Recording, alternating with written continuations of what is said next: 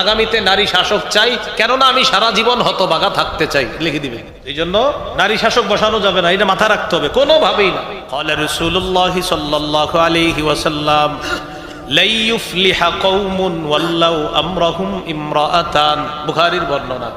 নবী বলেন ওই জাতি কিছুতেই সফল হবে না যে জাতি তাদের নেতৃত্বে কোনো নারীকে বসায় দেয়।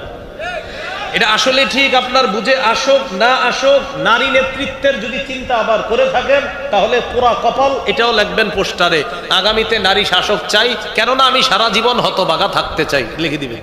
এই জন্য নারী শাসক বসানো যাবে না, এটা মাথা রাখতে হবে, কোনোভাবেই না। তো আল্লাহ রাসূল সাল্লাল্লাহু আলাইহি সাল্লামের আদর্শ সর্বক্ষেত্রে বাস্তবায়ন করা। গুনাহ মাফের ৫ নাম্বার উপায় আজান দেওয়া। আজান, বিশুদ্ধ উচ্চারণে আজান দেওয়া। আবু দাউদের ৫১৫ নম্বর হাদিস, রাসূলুল্লাহ সাল্লাল্লাহু আলাইহি সাল্লাম বলেন, আল মুআদ্দিনু ইউগফারু লাহু মাদা সাউতিহি ওয়া ইয়াশহাদু লাহু কুল্লু রাতবিন ওয়া ইয়াবিস। মুয়াজ্জিনের আজানের দূরত্ব যেই পরিমাণ তার আজানের আওয়াজ যায়, এই পরিমাণ তাকে ক্ষমা করে দেওয়া হয়েছে। তার আজান যেই পরিমাণ দূরে গেছে, এই পরিমাণ দূরত্বে জিন ইনসান আমরা তো আছি, আমরা ছাড়াও আল্লাহর যত ভিজা সৃষ্টি আছে আর যত শুকনা সৃষ্টি আছে, এই ভিজা আর শুষ্ক সৃষ্টিটা কিয়ামতের মাঠে মুয়াজ্জিনের পক্ষে আল্লাহর কাছে সাক্ষী দিবে। গুনাহ মাফের ৬ নাম্বার উপায় 2 রাকাত নামাজ পড়া। এটা আগামী বছর পড়বেন নাকি আজকে? এশার নামাজের পরে যদি তাড়াতাড়ি ওয়াজ শুরু হয় তাহলে ওয়াজের পরে বাসায় গিয়ে 2 রাকাত নামাজ পড়বেন। আবু দাউদের 1521 নম্বর হাদিস, রাসূলুল্লাহ সাল্লাল্লাহু আলাইহি সাল্লাম বলেন, মা মিন আবদিন ইউযনিবু যামবান ফায়ুহসিনুত তুহুরা ফায়াকুমু ফায়ুসাল্লি রাকআতাইন ইল্লা গফারাল্লাহু লাহু যামবা। কোন ব্যক্তি গুনাহ হয়ে যাওয়ার পর পবিত্রতা অর্জন করে 2 রাকাত নামাজ পড়ে, আল্লাহ যেন আমার গুনাহগুলা শেষ হয়ে যায়, এই নিয়তে নামাজ শেষ, তার গুনাহও শেষ, আল্লাহ তার গুনাহ মাফ করে দেয়। 7 নাম্বার নিয়মিত 5 ওয়াক্ত নামাজ পড়া। কি পড়া? নিয়মিত, হ্যাঁ নিয়মিত 5 ওয়াক্ত নামাজ পড়া। বুখারীর 526 নম্বর হাদিসে আছে, এক ব্যক্তি নবীজির কাছে আসছে, আসার পর বললেন আমার একটা অপরাধ হয়ে গেছে। ওই মুহূর্তে সূরা হুদের এক আয়াত আল্লাহ নাজিল করলেন, ওয়া আকিমিস সালাতা তারাফাইন নাহারি ওয়া যুলাফাম মিনাল লাইল ইন্নাল হাসানাতি ইউযহিবনাস সাইয়্যাত। তুমি নামাজ কায়েম করো দিনের 2 প্রান্তে, রাতের কিছু অংশে সালাত কায়েম করো, নিশ্চয়ই পুণ্য পাপের কাজকে দূর করে দেয়। আয়াতে পুণ্য দ্বারা উদ্দেশ্য 1 নাম্বার, 5 ওয়াক্ত নামাজ যারা পড়বে তাদের গুনাহগুলা ধুয়ে মুছে আল্লাহ সাফ করে দিবে। রাসূলুল্লাহ সাল্লাল্লাহু আলাইহি সাল্লাম বলেছেন, লাউ আন্না নাহরান বিবাবি আহাদিকুম ইয়াগতাসিলু ফীহি কুল্লা ইয়াউমিন 5 মাররাত।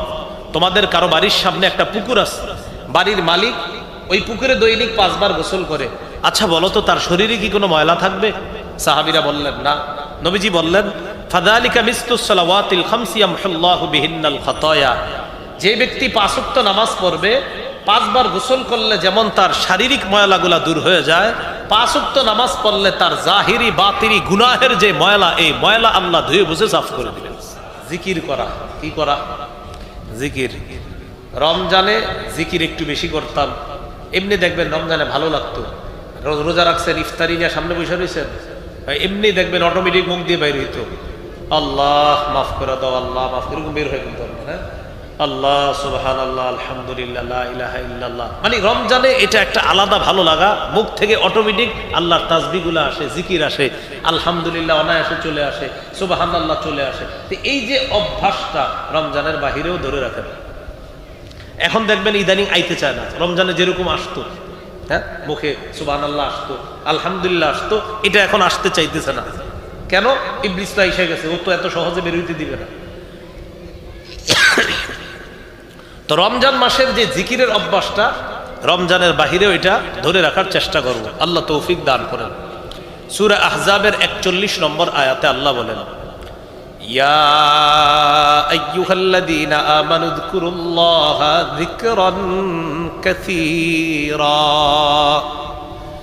ওয়াসাব্বিহুহু বুকরাতাও ওয়া আসীলা। হে ঈমানদারগণ, তোমরা বেশি আল্লাহর জিকির করো, সকাল সন্ধ্যায় তোমরা তাসবিহ পাঠ করো, সকাল সন্ধ্যায় তোমরা তাসবিহ পাঠ করো, জিকির করো, তাসবিহ পাঠ করো।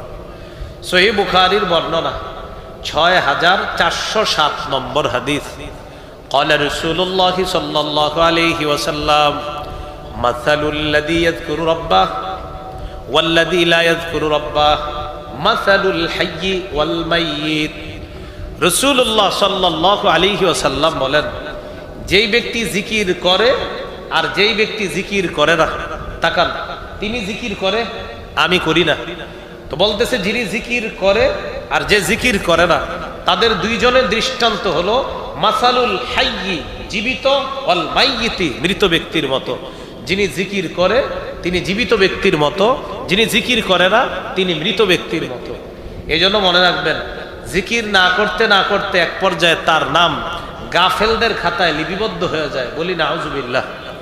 সূরা আরাফের 205 নম্বর আয়াতে আছে, আল্লাহ বলেন, ওয়াযকুর রাব্বাকা ফী নাফসিকা তাদাররুআন ওয়া খীফাতান ওয়া দুনাল জাহরি মিনাল কওলি বিল গুদুবি ওয়াল আসাল ওয়া লা তাকুম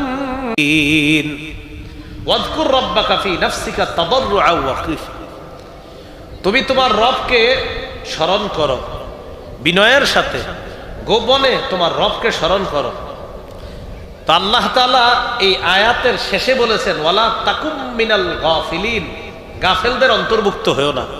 আয়াতের পূর্বাপর মিলাইলে বোঝা যায়, যারা জিকির করে তাদের নাম গাফেলদের খাতা থেকে কেটে দেওয়া হয়, আর যারা জিকির করে না এক পর্যায়ে তাদের নামটা গাফেলদের খাতায় লিপিবদ্ধ হয়ে যায়। বলি নাউজুবিল্লাহ। আল্লাহ আমাদেরকে বেশি জিকির করার তৌফিক দান করেন। তিরমিজির হাদিস 3375 নম্বর হাদিস, 3375।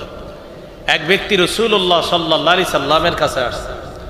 আসার পর বললেন, ইন্না শারাইআল ইসলামি ক্বাদ কাসুরাত আলাইয়া ইয়া রাসূলুল্লাহ। হুজুর, ইসলামের এত বিধিবিধান আমার মনে থাকে না।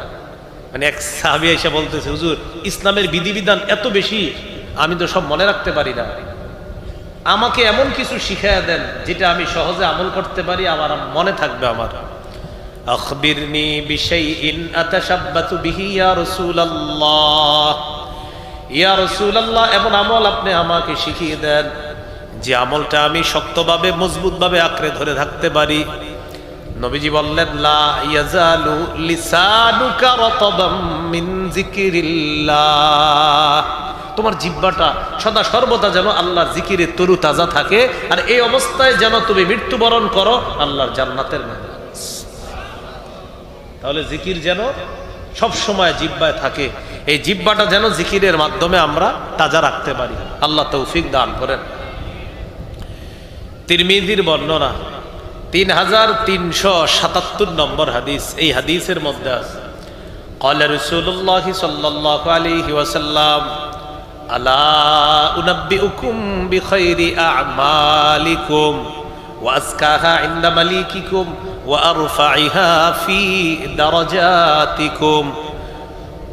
আচ্ছা, আমি কি তোমাদেরকে এমন একটা বিষয় বলবো না যেটা সবচাইতে উত্তম আমল, তোমাদের রবের কাছে অনেক পবিত্র একটা আমল, আবার মর্যাদায় অনেক বেশি পরিমাণে তোমার মর্যাদা হবে এমন একটা আমল? কি মানে আমল একটা, যে একটার উপকারিতা, এটা একটা শ্রেষ্ঠ আমলের অন্তর্ভুক্ত, তোমাদের রবের কাছে এটা একটা পবিত্র সবচেয়ে আমল, আবার মর্যাদাও তোমার অনেক বেশি বাড়বে এমন একটা আমল কি বলবো না? ও আরো বলছে, ও খায়রুল লাকা মিন ইনফাকিজ যাহাবি ওয়াল ওয়ারদ, স্বর্ণ রূপা দান করার চাইতে উত্তম। মানে এক আমল এতগুলা উপকারিতা। সাহাবীরা বললেন, হুজুর বলেন। فقال رسول الله صلى الله عليه وسلم ذكر الله تعالى। আল্লাহর জিকির করা, আল্লাহর জিকির করা শ্রেষ্ঠ একটা আমল। আল্লাহর জিকির করা আল্লাহর কাছে পবিত্র একটা আমল। আল্লাহর জিকির করা তোমার মর্যাদা উন্নীত হওয়ার কারণ।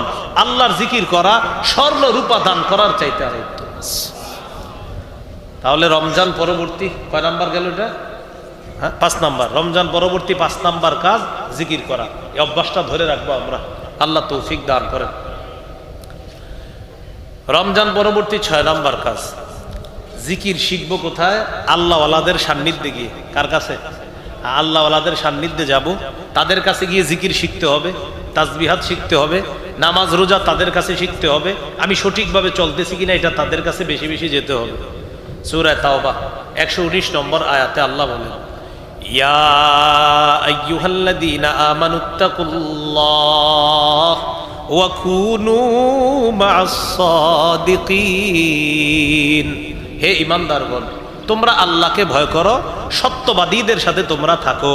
সত্যবাদী, ন্যায়পরায়ণ, আল্লাহওয়ালা, সালেহীন যারা আছে তাদের কাছে যাওয়া, হক্কানি পীর মাশায়েখ বুজুর্গদের কাছে যাওয়া, তাদের কাছে গিয়ে তাকওয়া শিখা। আল্লাহ বলেন তোমরা আল্লাহকে ভয় করো, তাকওয়া অবলম্বন করো, আল্লাহওয়ালাদের কাছে যাও, তাদের সাথে থাকো। আয়াতের পূর্বাপর বুঝাইলে মিলাইলে বোঝা যায় তাকওয়া অবলম্বন করার জন্য আল্লাহওয়ালাদের কাছে যেতে হবে, তাদের কাছে গিয়ে তাকওয়া, জিকির, ওজিফা, সহিফা এগুলা তাদের কাছে শিখতে হবে। তাহলে 6 নাম্বার কাজ, আল্লাহওয়ালা আলেম ওলামাদের কাছে যাতায়াত, এটা আমরা অব্যাহত রাখবো। আল্লাহ তৌফিক দান করেন।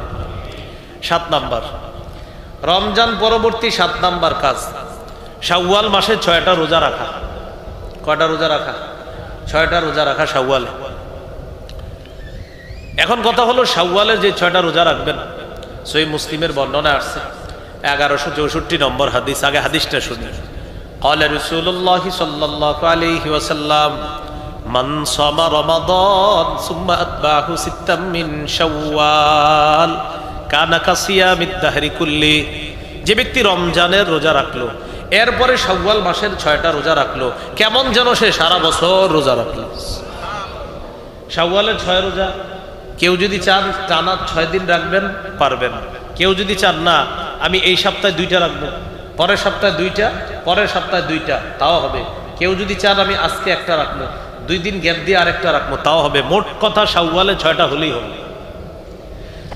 মহিলা যারা আছে তাদেরকে মাসালা বলে দিবেন। মা বোনরা রমজান মাসে আল্লাহ প্রদত্ত অসুস্থতার কারণে হয়তো 4টা, 5টা, 6টা, 7টা, 8টা, 10টা রোজা রাখতে পারে নাই, তাদের শাওয়ালের রোজা কিভাবে রাখবে? তারা যদি শাওয়ালের রোজার ফজিলত চায় তাহলে শাওয়ালের 6 রোজা আলাদা রাখতে হবে, রমজানের ভাঙতি রোজা আলাদা রাখতে হবে। একসাথে নিয়ত করলে কিন্তু হবে না।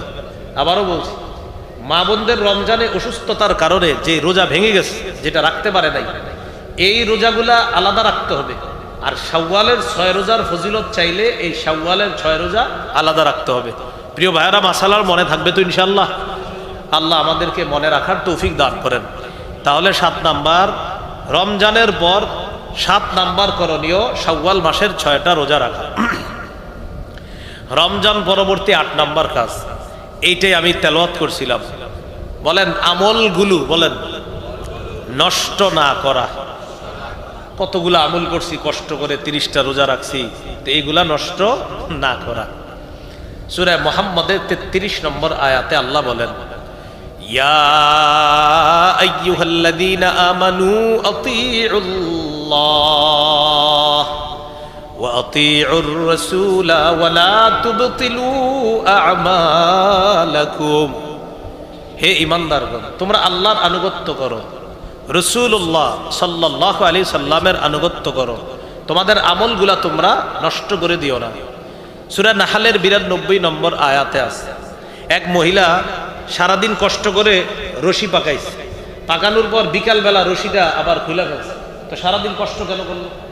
সারাদিন কষ্ট করে রশি পাকাইছে, বিকালবেলা গিয়ে সব খুলে ফেলছে, কষ্টের কোনো মূল্য রইল? আল্লাহ বলেন, ওয়ালা তাকুনু কাল্লাতী নাকাদাত গাজলাহা মিন বা'দি কুওয়াতিন আনকাসা। তোমরা ওই নারীর মতো হয়েও না যেই নারী মজবুতভাবে রশি পাকানোর পর ওই রশিটা আবার টুকরা টুকরা করে ফেলে, তোমরা তার মতো হয়েও না। আল্লাহ কি বুঝাইতে চাইলেন? কষ্ট করে আমল করার পর এমন কিছু করবা না যেটার কারণে তোমাদের আমলগুলা বরবাদ হয়ে যায়। যেমন শিরিক করে ফেললেন, সব শেষ। শিরিক করলে সব শেষ। সূরা জুমারের 65 নম্বর আয়াতে আল্লাহ বলেন, ওয়ালাকাদ উহিয়া ইলাইকা ওয়া ইলাল্লাযীনা মিন ক্বাবলিক লাইন আশরাকতা লায়াহবাতান্না আমালুকা। নবী, আপনার পূর্বের রাসূলদের প্রতিও এই ওহী প্রেরণ করা হয়েছে, আপনাকে ওই ওহী দেওয়া হলো, যদি আপনিও শিরিক করেন, আল্লাহর নবীকে আল্লাহ বলতেছে আপনিও যদি শিরিক করেন, লায়াহবাতান্না আমালুকা, অবশ্যই অবশ্যই আপনার আমলও বরবাদ হয়ে যাবে, আপনার আমলও নষ্ট হবে। নবীকে বলতেছে আপনি শিরিক করলে আপনার আমলও বরবাদ হয়ে যাবে। তাহলে এই হলো 8 নাম্বার, রমজান পরবর্তী 8 নাম্বার কাজ, আমলগুলাকে নষ্ট না করা। আল্লাহ কথাগুলা মনে রাখার তৌফিক দান করেন। এই রমজানের পরে 8টা করণীয় মনে থাকবে তো ইনশাআল্লাহ। এখন আমরা জানবো সবচেয়ে গুরুত্বপূর্ণ একটা কথা, সেটা হলো রমজান মাসটা আল্লাহ দিয়েছিলেন কেন? সূরা বাকারার 183 নম্বর আয়াতে আছে লাআল্লাকুম তাত্তাকুন, যাতে তোমরা মুত্তাকি হয়ে যাও। মুত্তাকি কিভাবে হবা? গুনাহ ছেড়ে দিলে, একদম সোজা কথা, গুনাহ ছেড়ে দিলে মুত্তাকি হওয়া যাবে। গুনাহ ছেড়ে দিলে মুত্তাকি হওয়া যাবে। প্রিয় ভাইরা, কি ছেড়ে দিলে মুত্তাকি হওয়া যাবে? এখন কথা হলো যেটা আপনাদেরকে বলবো, রমজান মাস তো আসলে চলে গেছে, ঠিক না? আর ইদানিং এর রমজানগুলো এমন ভাবে যায় মনে হয় এই যে আসছে আবার গেছে, ওই সময়ে বরকত হবে।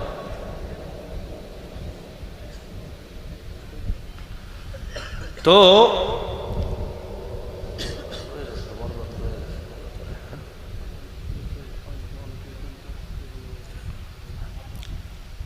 বলছিলাম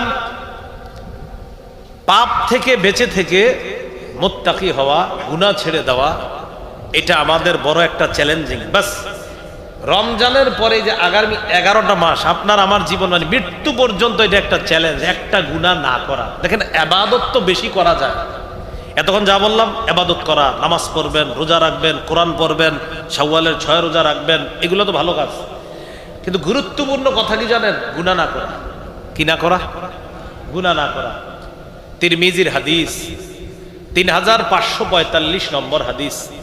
এই হাদিসের মধ্যে আছে قال رسول الله صلى الله عليه وسلم رغم أنف رجل دخل عليه رمضان ثم انسلخ قبل أن يغفر له।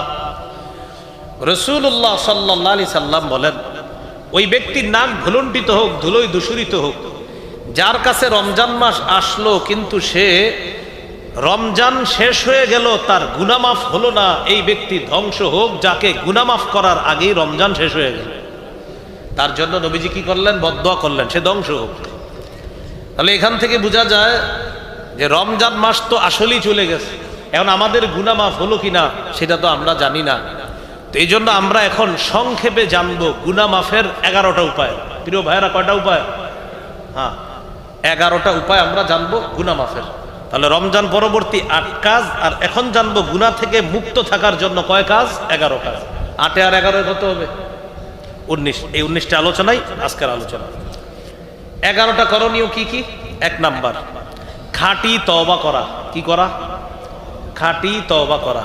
সূরা তাহরীমের 8 নম্বর আয়াতে আল্লাহ বলেন, ইয়া আইয়ুহাল্লাযীনা আমানু তুবু ইলাল্লাহি তাওবাতান নাসুহা।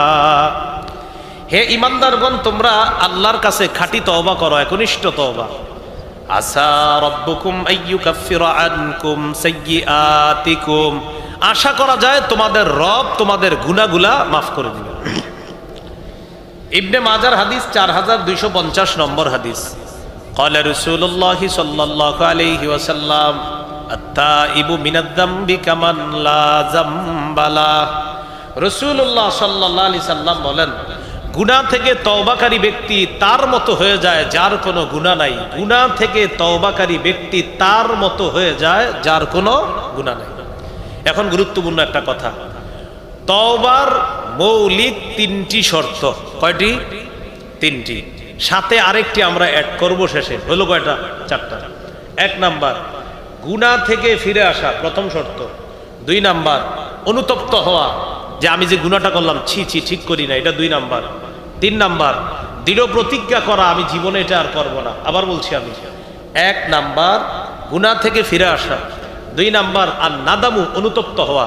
ইবনে মাজাহ 4252 নাম্বার হাদিসে আছে, আর নাদামু আত-তাওবা, অনুতপ্ত হওয়াটাই তওবা। কোন বান্দা যদি গুনাহের উপর অনুতপ্ত হয়, সাথে সাথে তার তওবা আল্লাহ কবুল করেন।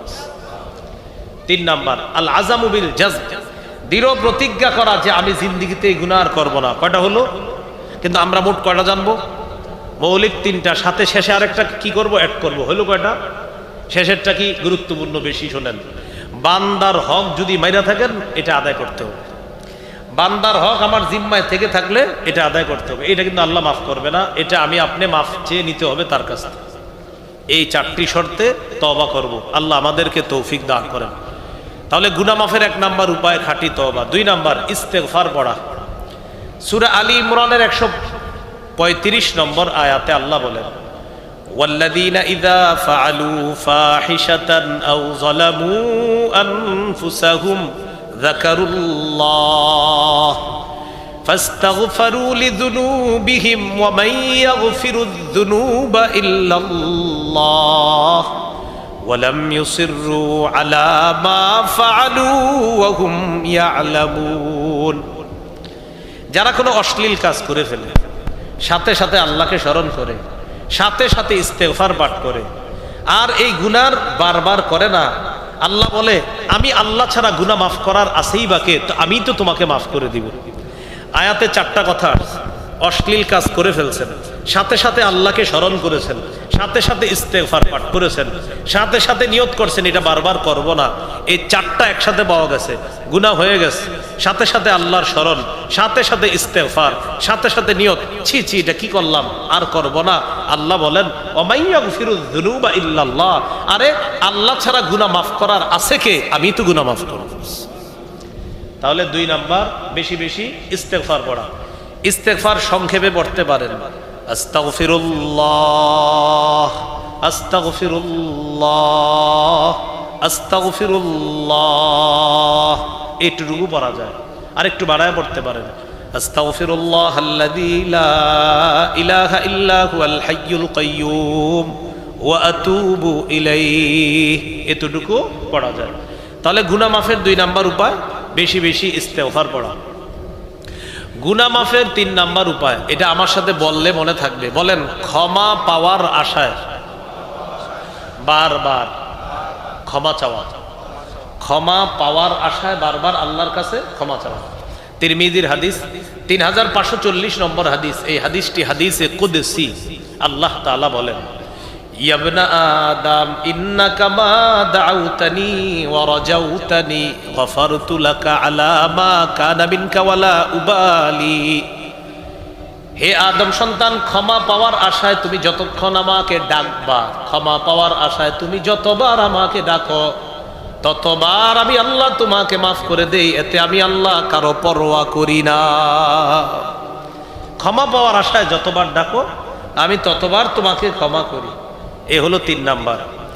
গুনাহ মাফের 4 নাম্বার উপায়, রাসূলুল্লাহ সাল্লাল্লাহু আলাইহি সাল্লামের পূর্ণ আনুগত্য করা। রাসূলুল্লাহ সাল্লাল্লাহু আলাইহি সাল্লামের পূর্ণ আনুগত্য করা।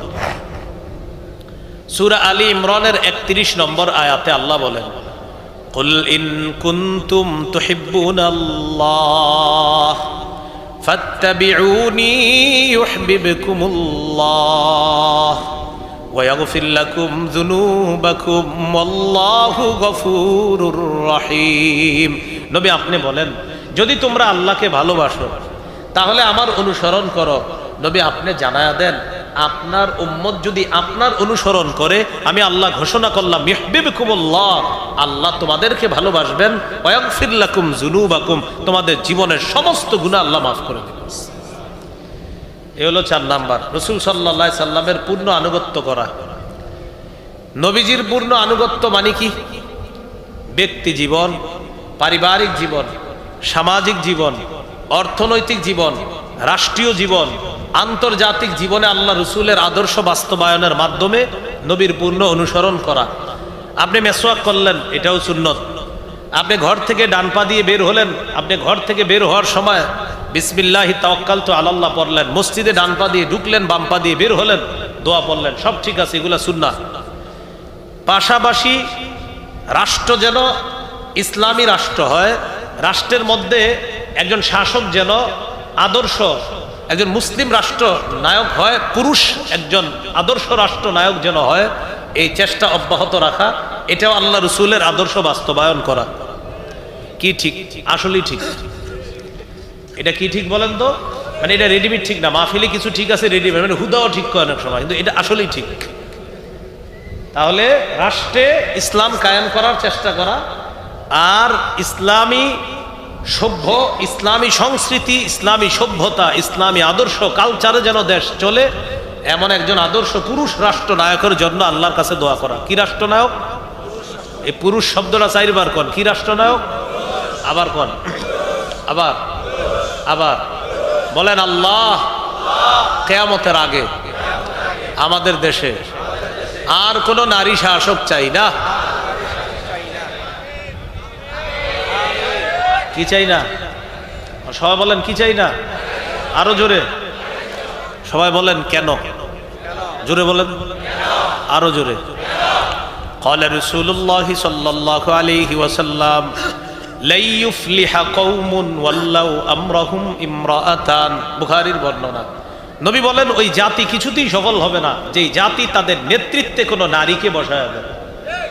এটা আসলে ঠিক, আপনার বুঝে আসুক না আসুক, নারী নেতৃত্বের যদি চিন্তা আবার করে থাকেন তাহলে পুরা কপাল। এটাও লিখবেন পোস্টারে, আগামীতে নারী শাসক চাই, কেননা আমি সারা জীবন হতবাগা থাকতে চাই, লিখে দিবেন। এই জন্য নারী শাসক বসানো যাবে না, এটা মাথা রাখতে হবে, কোনোভাবেই না। তো আল্লাহ রাসূল সাল্লাল্লাহু আলাইহি সাল্লামের আদর্শ সর্বক্ষেত্রে বাস্তবায়ন করা, এই হলো 4 নাম্বার করণীয়। গুনাহ মাফের 4 নাম্বার উপায়। গুনাহ মাফের 5 নাম্বার উপায় আজান দেওয়া। আজান, বিশুদ্ধ উচ্চারণে আজান দেওয়া।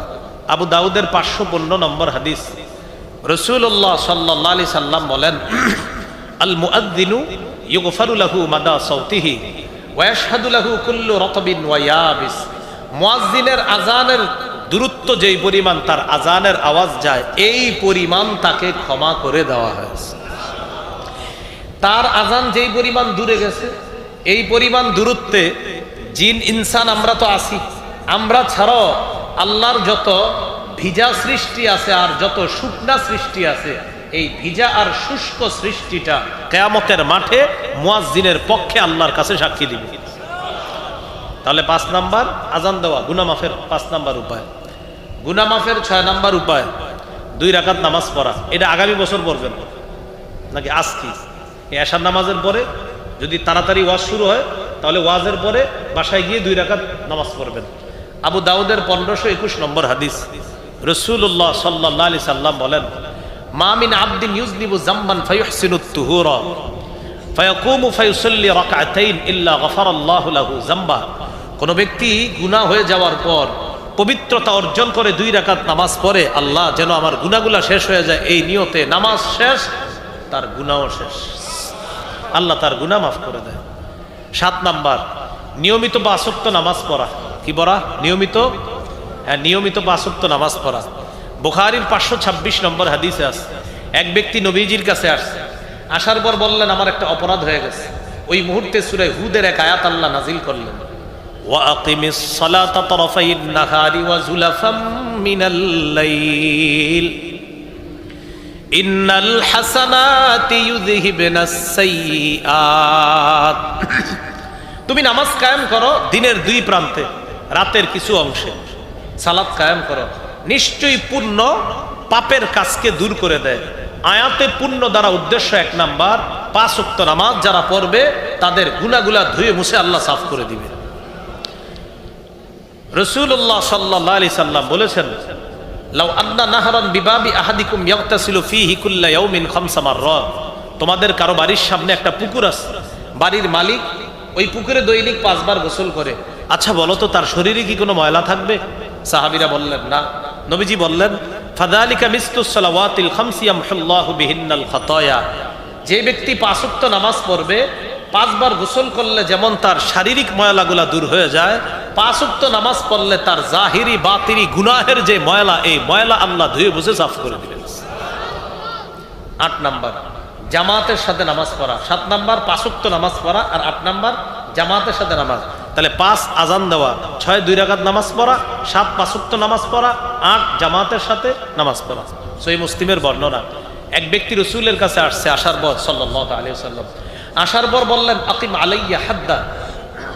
হুজুর আমি শেষ। কি হয়েছে তোমার? আমি এমন পাপ করছি, এই পাপের কারণে আপনি আমাকে তাড়াতাড়ি শাস্তি দিয়ে পবিত্র করেন। ইতিমধ্যে জামাতের সময় হয়ে গেছে। রাসূলুল্লাহ সাল্লাল্লাহু আলাইহি সাল্লাম নামাজ পড়লেন, জামাতের পর ওই ব্যক্তি বললেন, হুজুর আমার বিষয়টা। তো রাসূলুল্লাহ সাল্লাল্লাহু আলাইহি সাল্লাম বললেন, তুমি কি আমাদের সাথে জামাতে নামাজ পড়ছো? হাদারতাস সালাতা মা'না, তুমি কি আমাদের সাথে জামাতে নামাজ পড়ছো? তো তিনি বললেন, জি জামাতে নামাজ পড়ছি। নবীজি বললেন, বাস, জামাতে নামাজ পড়ার কারণে তুমি যে সমস্যা নিয়ে আসছিলে আমার কাছে, এই জামাতে নামাজ পড়ার কারণে তোমার এই পাপ আল্লাহ মাফ করে দিস। এই গেল 8 নাম্বার। 9 নাম্বার, পাপের কাজ হয়ে গেলে সাথে সাথে একটা ভালো কাজ করা। পাপের কাজ হয়ে গেলে, করে ফেললে বলি না কিন্তু, হয়ে গেলে। কারণ অনেক চালাক মানুষ আছে, আমার এই ওয়াজ উল্টা বুঝে কি বলবে জানেন? এখন থেকে একটা পাপ করবো, ভালো কাজ করবো, পাপ করবো, ভালো কাজ। আমি কি পাপ করলে বলছি না হইলে? হ্যাঁ, মুসলমান পাপ করতে পারে না, মুসলমানের পাপ হয়ে যেতে পারে শয়তানের ধোকায়। তাহলে কোনো পাপ হয়ে গেলে সাথে সাথে একটা ভালো কাজ করা। তিরমিজির হাদিস, রাসূলুল্লাহ সাল্লাল্লাহু আলাইহি সাল্লাম আবু যর গিফারি রাদিয়াল্লাহু তাআলা আনহুকে বলেন, ইত্তাকিল্লাহ হাইসুমা কুনতা, তুমি যেখানে থাকো আল্লাহকে ভয় করো। ওয়াতবি'is সাইয়্যাতাল হাসানাতা তামহুহা, তুমি কোনো খারাপ কাজ হয়ে গেলে ভালো কাজ করবা। ওয়া খালিকিন নাসা বিখুলুকিন হাসান, মানুষের সাথে উত্তম আচরণ করবা। ওয়াতবি'is সাইয়্যাতাল হাসানাতা তামহুহা, খারাপ কাজ হয়ে গেলে একটা ভালো কাজ করবা, তোমার ভালো কাজটা খারাপ কাজকে মিটিয়ে দিবে। তাহলে এগুলো 9 নাম্বার গুনাহ মাফের উপায়। 10 নাম্বার, এগুলা মিম্বরের আমানত যাদের কাছে আছে, আমার সংকলনটা আজকের এই 2টা আলোচনা পাবেন 9 এবং 10 নম্বর খণ্ডে, পুরো আলোচনাগুলো পাবেন। আজকের আলোচনাগুলো 9 এবং 10 নম্বর খণ্ডে, মিম্বরের আমানতের 9 এবং 10 নম্বর। 10 নম্বর খণ্ডে আরো আলোচনা পাবেন কোরবানি পর্যন্ত কিভাবে কাটাবেন, এই এখন থেকে কোরবানি পর্যন্ত, এবং কোরবানির পশু কেমন হবে, কোরবানির পরে মুহররম মাসের যে আলোচনা, আর সফর মাসকে কেন্দ্র করে কিছু কুসংস্কার আছে আমাদের সমাজে, এই মাসে বিয়া দেওয়া যাবে না, ওই মাসে বিয়া করা যাবে না। এই বিষয়গুলা 10 নম্বর খণ্ডে আছে, মিম্বরের আমানত। এখানে ওরা আসার কথা মিম্বর আমানত নিয়ে, যদি এসে থাকে তাহলে এখানে পাবেন। 1 থেকে 10 খণ্ড যারা পারেন সংগ্রহ করে নেবেন। সবগুলো খণ্ডই সংগ্রহ করার আমি পরামর্শ দিচ্ছি। বাকি আপনারা, ওরা মনে হয় খণ্ড খণ্ডও বিক্রি করে, আলাদা আলাদাও বিক্রি করে, যেভাবে পারেন সংগ্রহ করার চেষ্টা করেন। তো বলছিলাম 10 নাম্বার গুনাহ মাফের উপায়, জিকিরের মজলিসে বসা।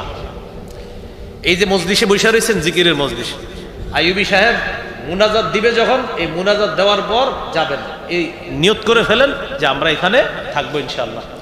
তো এই যে আপনি জিকিরের মজলিসে বসে রয়েছেন, সহিহ বুখারীর 6408 নম্বর হাদিসে আছে, আমাদের এই পুরা মজলিসটাকে বেষ্টন করে আল্লাহর আসমান পর্যন্ত একদল ফেরেশতা চলে গেছে। তো লম্বা হাদিসে ফেরেশতাদেরকে আল্লাহ বলে, ইশহাদু আন্নী কদ গফারতু লাহুম, সাক্ষী থাকো আমি এই জিকিরে যারা বসছে তাদেরকে আমি আল্লাহ মাফ করে দিলাম।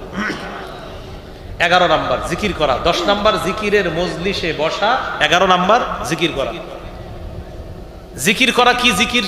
4টা জিকির বেশি বেশি করা যেতে পারে। সুবহানাল্লাহ, আলহামদুলিল্লাহ, লা ইলাহা ইল্লাল্লাহ, আল্লাহু আকবার। আর এই 4টার মধ্যে শ্রেষ্ঠ হলো লা ইলাহা ইল্লাল্লাহ। তিরমিজির 3592 নম্বর হাদিসে আছে, লা ইলাহা ইল্লাল্লাহ কেউ যদি একবার ইখলাসের সাথে বলে, আসমানের সবগুলা দরজা খুলে দেওয়া হয়, তার লা ইলাহা ইল্লাল্লাহ যেন আরশ পর্যন্ত পৌঁছে যায়। এবার একটু সবক করি আমরা। বলেন 5 ওয়াক্ত ফরজ নামাজের পর বলেন 33 বার সুবহানাল্লাহ, 33 বার আলহামদুলিল্লাহ, 33 বার আল্লাহু আকবার। এই হলো 99 বার। বলেন কতবার হলো? বলেন 100তম বারে এই দোয়াটি পড়ব, লা ইলাহা ইল্লাল্লাহু ওয়াহদাহু লা শারীকা লাহ লাহুল মুলকু ওয়া লাহুল হামদু ওয়া হুয়া আলা কুল্লি শাইইন কাদির। এটা 5 ওয়াক্ত নামাজের পর। এই কারি ইসমাইল রহমাতুল্লাহ আলাইহি ফাউন্ডেশনের তাদের কাছে আমার একটা আবদার থাকবে, আপনাদের উদ্যোগে এলাকার প্রত্যেকটা মসজিদে নামাজ পরবর্তী তাসবিহগুলো আপনারা টানায় দিবেন। ইসমাইল রহমতুল্লাহ আলাইহি ফাউন্ডেশনের যারা দায়িত্বে আছেন তাদেরকে আমি একটা আবদার রাখবো, আপনারা ফ্রি এই মসজিদগুলোতে একটা ভালো মানের ব্যানার দিয়ে নামাজ পরবর্তী জিকিরগুলা বিতরণ করে দিবেন। ইনশাআল্লাহ আল্লাহ তাআলা সকলকে সওয়াবের অংশীদার বানায় দেবেন। তাহলে ফাউন্ডেশনের কাছে আমরা আবদারটা রেখে গেলাম। মোশাররফ ভাই কই? হ্যাঁ, আল্লাহর রাস্তায় এটা করে দিবেন ইনশাআল্লাহ। এই যে কাজটা এটা করে দিবেন, প্রত্যেকটা মসজিদে নামাজ পরবর্তী জিকিরগুলা আমরা টানিয়ে দিবেন ইনশাআল্লাহ। তো এই হলো, এই আমলটা করব আমরা। নবীজি বলেন, গুফিরাত খাতায়া ওয়া ইন কানাত মিসলা জাবাদিল বাহরি, সমুদ্রের ফেনা পরিমাণ গুনাহ যদি হয় আল্লাহ মাফ করে দিবেন। আরেকটা ছোট্ট জিকির আছে, সুবহানাল্লাহি ওয়া বিহামদিহি, সুবহানাল্লাহি ওয়া বিহামদিহি, সুবহানাল্লাহি ওয়া বিহামদিহি। এটা 100 বার, বাস এতটুকুই, সুবহানাল্লাহি ওয়া বিহামদিহি। বুখারীর 6405 নম্বর হাদিস। এটা যদি কেউ নিয়মিত 100 বার পড়ে, তারও ফের সমুদ্রের ফেনা পরিমাণ গুনাহ যদি হয়, আল্লাহ মাফ করে দিবে। ঘুমের সময় 33 বার সুবহানাল্লাহ, 33 বার আলহামদুলিল্লাহ, আর 34 বার আল্লাহু আকবার। এটা ঘুমের সময় করব। আর নামাজের পরে 33 বার সুবহানাল্লাহ, 33 বার আলহামদুলিল্লাহ, 33 বার আল্লাহু আকবার, আর 100তম বারে লা ইলাহা ইল্লাল্লাহু ওয়াহদাহু লা শারীকা লাহু লাহুল মুলকু ওয়া লাহুল হামদু ওয়া হুয়া আলা কুল্লি শাইইন কাদির। এটা পড়ব। অনেকে আপনারা মনে মনে বলতেছেন, হুজুর 34 বার পড়লে হবে না? হ্যাঁ হবে, সমস্যা নেই। নামাজের পরেও 33 33 34 আল্লাহু আকবার বললে হবে। কিন্তু আমি বললাম আসলে নামাজের পরের জিকিরটা হলো এটা, ওই যে 100তম বারে যেটা বললাম। আর 34 বার আল্লাহু আকবারের আমলটা হলো বিশেষ করে শোয়ার সময়। নবীজি তার কন্যা ফাতেমা রাদিয়াল্লাহু তাআলা আনহাকে শিখিয়ে দিয়েছে, ইদা আখাসতি মাদজাকি, ফাতেমা তুমি যখন বিছানায় যাইবা তখন তুমি 33 বার সুবহানাল্লাহ পড়বা, 33 বার আলহামদুলিল্লাহ, আর 34 বার আল্লাহু আকবার।